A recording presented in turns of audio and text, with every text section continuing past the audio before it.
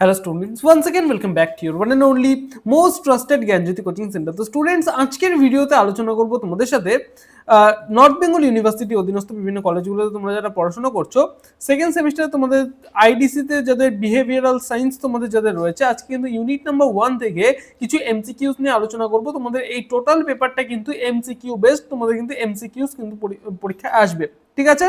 চলো শুরু করা যাক। ফার্স্ট যে কোয়েশ্চেন রয়েছে সেটা বলেছে, দেখো সামাজিক গোষ্ঠী বলতে কি বোঝায়? সি নাম্বার অ্যান্সার হবে পারস্পরিক সম্পর্কযুক্ত ব্যক্তি দলকে সামাজিক গোষ্ঠী বলা হয়। বোঝা গেল? আচ্ছা, 2 নম্বর দেখো দেখো কি বলেছে, কোনটি নিচের মধ্যে থেকে কোনটি প্রাথমিক গোষ্ঠীর উদাহরণ? বি নাম্বার অফ অ্যান্সার এটা হচ্ছে পরিবার। পরিবার হচ্ছে আমাদের প্রাথমিক গোষ্ঠীর উদাহরণ, ঠিক আছে?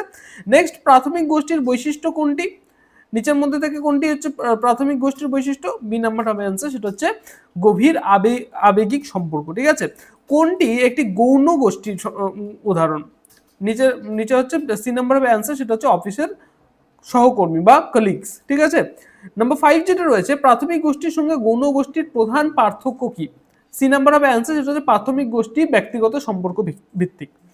নেক্সট, নাম্বার 6 যেটা রয়েছে, কে ইন গ্রুপ ও আউট গ্রুপ ধারণা দেন? বি নাম্বার অফ অ্যান্সার, সেটা হচ্ছে উইলিয়াম গ্রাহাম সামনার, ঠিক আছে?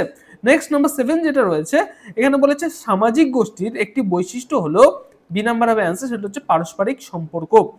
নেক্সট, নাম্বার 8, কোনটি একটি আনুষ্ঠানিক গোষ্ঠীর উদাহরণ?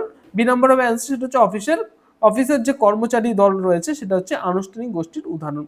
ওকে, নেক্সট, প্রাথমিক গোষ্ঠীর প্রতিষ্ঠাতা ধারণাটি কে দিয়েছিলেন? বি নাম্বার অফ অ্যান্সার, সেটা হচ্ছে চার্লস হর্টন কুলি, ঠিক আছে? নেক্সট যেটা রয়েছে, নাম্বার লাস্ট কোয়েশ্চেন আমাদের আজকের ভিডিও, সেটা হচ্ছে গোষ্ঠীর উদ্দেশ্য কি? সি নাম্বার অফ অ্যান্সার, সেটা হচ্ছে সামাজিক প্রয়োজন পূরণ করা, ঠিক আছে? সামাজিক যে প্রয়োজনগুলো আছে আমাদের সেগুলো পূরণ করা। এই 10টা কোয়েশ্চেন কিন্তু আমি আজকের ভিডিওতে তোমাদের প্রোভাইড করলাম। প্রত্যেকটা কোয়েশ্চেন কিন্তু ইম্পর্টেন্ট রয়েছে, প্রত্যেকটা কোয়েশ্চেন খুব ভালো মতো দেখবে, ঠিক আছে?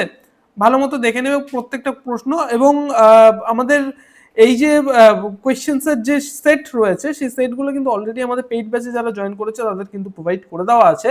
তাদের সাথে তোমরাও যদি পেইড ব্যাচে আমাদের জয়েন হতে চাও, অবশ্যই যোগাযোগ করো জ্ঞানজ্যোতি কোচিং সেন্টার অফিসিয়াল দুটো হেল্পলাইন নাম্বার 7076398606 নাম্বার অথবা 6295916282 নাম্বার। এই দুটো নাম্বারে কিন্তু তোমাদের যোগাযোগ করতে হবে, ঠিক আছে?